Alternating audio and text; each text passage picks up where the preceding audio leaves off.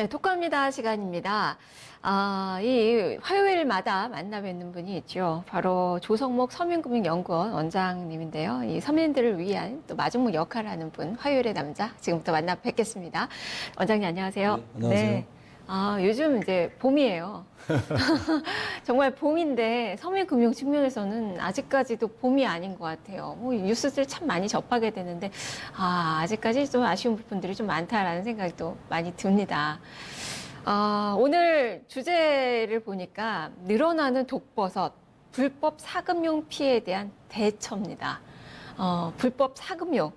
이거부터 좀 짚어봐야 될 것 같아요. 사실 지난주에 발표됐던 금감원의 그 자료를 보니까 불법 사금융 피해 신고센터 운영 실적이 나왔어요. 예. 이제 불법 사금융 하면 뭔지는 대충 알겠거든요. 이제 정확하게 좀 설명을 좀 해주셔야 될 것 그러니까 같아요. 이제 일반적으로 그 금융이 이제 자금의 융통, 뭐 이제 그 원금이나 이자에 대해서 상대방을 믿고 이제 돈을 빌려주는 걸 금융이라 한다면은 네네. 일단 뭐 제도금융과 이제 사금융으로 나누는데 제도금융은 이제 정부의 인허가를 받거나 이제 등록을 하고 이제 정부의 통제를 받는 그런 제도권의- 금융을 이제 네. 제도권 금융을 네. 말하고 나머지 사금융인데 개인적으로 돈 빌려주고 받는 거. 그 중에서 불법은 이제 법을 이제 위반하는 것들이죠. 그래서 일반적으로는 이제 고리사채, 뭐 정부에 등록을 하라겠는데 안 하고 숨어서 하는 고리사채라든가 뭐 이렇게 보는데 좀 넓은 의미로서는 이제 불법 그 자금 모집 행위라든가 뭐 보이스피싱 네. 이런 것까지도 이제 불법 사금융으로 보고 있습니다. 네. 그렇다면은 이 신고센터에 들어온 그 건수 이거는 어느 정도가 좀 되는 거예요? 지금 2012년 4월에 이제 신고센터가 만들어졌는데요. 네. 76만 건이 들어왔고 상담을 했는데 지금 작년에만 해도 이제 한 12만 5천 건? 그건 2017년에 비해서 한 25% 정도 늘어난 걸로 나타났습니다. 많이 늘어났네요. 사실 여기 신고 안 된 그런 불법 사금융도 상당히 많을 텐데 일단 수치상 보여지는 것도 상당히 큰데 피해 접수가 주로 어떤 접수들이 좀 된 거예요? 주로 이제 그 서민들이 돈 빌리기 어렵다 보니까 돈을 어떻게 하면 이제 빌릴 수 있는지, 서민금융 상품은 뭐가 있는지, 네. 법적 상한 금리는 얼마가 되는지 뭐 이런 거에 대한 이제 신고나 상담 건수가 제일 많았고요. 네. 그 다음에는 이제 보이스피싱 지난 시간에 지난주에 했지만은 했던, 네. 그게 이제 뭐 많이 늘었고 그 다음에 이제 미등록 대부 관련 상담 이런 것들이 많았습니다. 네. 그러면 이제 구체적으로 좀 보죠.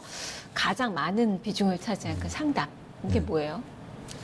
주로 그 법적 상한금리를 위반해 가지고 뭐 불법이니까 보통은 뭐 그쵸 뭐 그렇죠. 고리대금 뭐 그 이런 법적 것들이. 상한금리에 대한 이제 상담 상한금리가 얼마죠?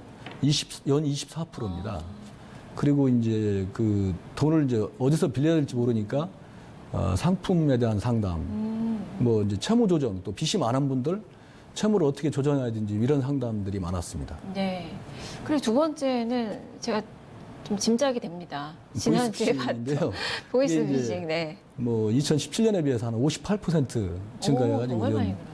그래서 이제 연간 4만 9천 건 정도가 신고가 들어와서 피해 구제를 신청했죠. 네, 그래서 지난주에 이걸 또 중점적으로 좀 달아주셨던 거고, 그리고 본다면 불법 자금 모집 행위 이런 네. 피해도 심각하다는 이야기를 들었어요. 그렇습니다. 그 2017년에 보면 이제 우리가 그 가상화폐 열풍이 벌었지 않습니까? 네, 이제 가상화폐 투자를 이제 미끼로 해가지고 네. 고수익을 이제 보장해 준다면서 이제 자금을 모집하는 이런 피해들이 많이 늘어나가지고요. 이게 그 피해가 한 25% 정도 늘어났습니다. 그래서 작년에만 한 890건, 작년에도 한 900여 건 가상화폐가 가까이 들었습니다. 뜨거웠으니까. 그렇습니다.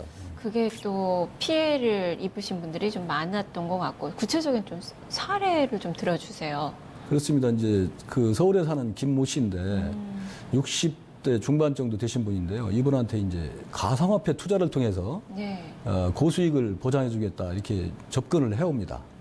그래가지고 이제 그 이분들은 원금이 일단 보장돼야 이제 투자를 할 게 아니겠습니까? 네네네. 그러니까 이제 외부에서는 그 시중에서는 유통도 되지 않는 자기들이 만든 상품권을 가지고 뭐 원금을 보장해주겠다.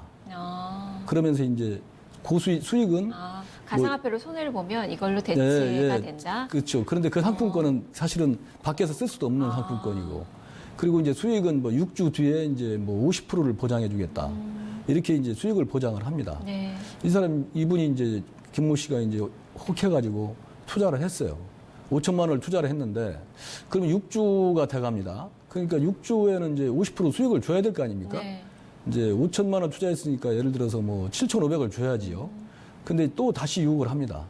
자기들이 그 토큰을 갖다가 이제 예를 들어서 지금 거래소에 상장을 시키면 한 달 뒤에 이제 두 배 수익을 수익으로 자기가 다 재투자하라고? 사주겠다. 예. 아. 그런 식으로 또 유혹을 합니다. 그러니까 한 달 뒤에 그 2배가 된다 하니까 네. 이분이 이제 다시 또 투자를 하죠. 이게 이제 대감기 수법이라고 합니다. 대감 다시 갚는 거예요. 한 번 더. 그래서 결국은 5천만 원을 이렇게 투자했다가 잊어버린 그런 사례 이런 것들이 있습니다. 아, 정말 투자에 있어서 원금 보장, 뭐 수익 보장 이런 건 없잖아요. 그 네. 예금자 보호법에서 예금하면 1인당 5천만 원까지 보장해 준다. 요거 말고는 네. 사실은 수익 보장이라는 게 없습니다. 하면 안 됩니다. 네, 네. 예. 그게 이제 다 불법이라는 거예요. 그렇습니다. 그걸 믿고 따라가면 안 되겠습니다. 네. 조금이라도 조금이라도 더 수익을 좀 얻고자 하는 그렇습니다. 그 욕심이 이런 쪽으로 자꾸 돼서 피해를 또 보시는 것 같아요. 그리고 보니까 그 요즘에 뭐 대리 입금 이렇게 해서 SNS에 보면 학생들을 상대로 한 그런 네. 불법 금융이 올라오는 것 같아요. 그게 이제 미등록 대법의 하나인데요. 이제 사채라고 검색을 해서 수사를 하다 보면 네. 금방 이제 꼬리가 잡히지 않습니까? 그러니까 이제 대리입금이라든가 뭐 수고비, 지각비 이런 용어를 씁니다. 네. 예를 들어서 연체료를 지각비라고 그렇습니다. 하는 그래서 거군요. 10만 원 빌려줄 테니까 10만 원 빌려줄 테니까 그 일주 뒤에 13만 원 갚아라. 그 3만 원은 뭐냐면 이자잖아요. 이자, 네. 이자인데 이거는 이제 연체인데 그 연체가 아니라 수고비예요, 수고비. 근데 수고비를 3만 원을 갖다가 그 일주일 뒤에 받냐 그게 아니고 10만 원 빌릴 때 먼저 띱니다. 선 그렇습니다. 수수료처럼. 그러면 10만 원에서 3만 원 떼었으면 7만 원 빌렸잖아요. 그리고 이제 일주 뒤에 이제 13만 원 갚아야 되는 거예요. 그러면 그게 금리로 환산할 수가 없어요. 4,500%, 5,000% 됩니다. 네. 이런 식으로 이제 하면서 예를 들어서 그러면 안 갚았다 그 날짜에 그러면 이제 지각비라고 해서 이제 연체를 받는데 그거 추가적으로. 뭐 또. 하루에 만 원부터 한 10만 원 뭐 이렇게 받고. 그러니까 이게 돌려막기가 근데 되고. 이분들이 네. 주로 10대에서 20대 학생들이에요. 네. 10대, 20대 학생이다 보니까 대신 이제 부모가 갚아주기도 하고 이런 점을 이용을 하는 건데 사실상 그 심한 경우는 시간까지 정해요. 지각비를 갖다가. 1시간 늦는데 원금의 0.1%뭐 이런 식으로 해서 이제 뜯어가기도 하는데 문제는 이런 것들도 다 지금 불법입니다. 뭐 이자자금법에 보면은 이런 거래는 보통 한 20만 원 이내에서 일어나는데요. 네. 10만 원 이내는 이제 이자 제한을 받지 않아요. 이자자금법에서. 근데 이제 대부업법에 가게 되면 이런 걸 업으로 할 때는 다 등록을 하도록 돼 있어요. 네. 등록을 안 했기 때문에 불법이고 네. 그리고 이자도 마찬가지로 대부업법상에 정한 연 24%를 지금 훨씬 넘었지 않습니까? 이런 게 다 불법입니다. 그래서 그분들은 이제 전화 끊고 이제 막 돈을 쓴 사람이 잠적하면 뭐 경찰에 신고한다고 협박을 하기도 하거든요. 그런데 사실은 이분들이 더 큰 죄를 저지르고 있는 거예요. 그래서 이런 것들은 그 경찰에 빨리 신고해가지고 더 많은 사람들이 피해보지 않도록 네. 이렇게 하는 게 좋겠습니다. 신고가 들어오면 어떤 조치를 취하게 되는 거예요? 저희들이 이제 그 금융감독원에서는 그 경찰청에다가 그 수사 의뢰하고요. 그 불법 행위가 드러나면 또 하나는 이제 국세청에 또 그 과세 참고 자료로 통보도 해서 네.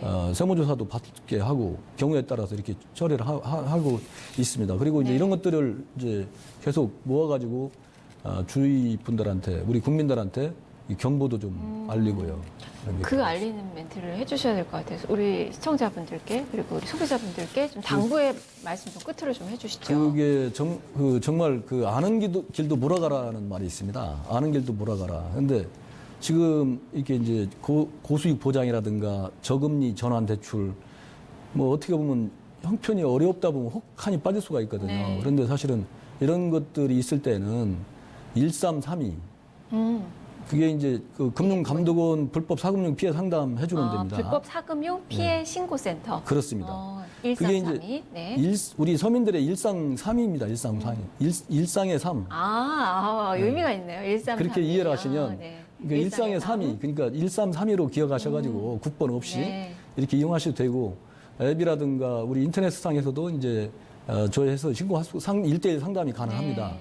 그래서 1대1 상담해서 아까 말씀드린 대로 불법이 있으면 경찰에 대신 신고도 해주고 보이스피싱 당하면 지급 정지도 시키는 걸 도와주고 이렇게 도움을 청할 수가 있어요. 네. 그래서 항상 우리가 살면서 일상삼이 일상의 삼이 이렇게 머릿속에 기억을 하셔가지고 네. 잘 활용하시면 도움이 되겠습니다. 알겠습니다. 아유, 또 말씀만으로도 도움이 많이 좀 된 것 같아요. 말씀 여기까지 듣겠습니다. 고맙습니다. 감사합니다. 네, 지금까지 조성목 서민금융 원장 만나봤습니다. 여기서 오늘의 퀴즈 시간 갖겠습니다. 자, 먼저 어제 정답부터 공개를 해드릴게요. 자, 어제 정답은 일자리 창출이었습니다. 당첨자는 신압으로 제이님 축하드립니다. 선물 보내드리도록 하겠습니다. 자, 이어서 오늘의 문제 드리겠습니다. 자, 문제 보여주세요. 금감원에서 고금리, 사기 대출, 대출 사기 등 불법 사금융으로부터 국민들의 피해를 예방하기 위해 운영 중인 곳으로 국번 없이 1332로 신고할 수 있는 이곳은 무엇일까요? 라는 문제입니다. 정답 아시는 분들은 뉴스토마토 유튜브 페이지에 오셔서 구독해 주시고요. 그리고 지금 스트리밍으로 현재 방송 진행 중에 있는데요. 여기에 꼭 정답을 댓글로 남겨주시고 이메일 주소 함께 남겨주셔야 선물 보내드릴 수 있습니다. 많은 참여 기다리고 있겠습니다. 자, 지금까지 톡합니다 함께 하셨습니다.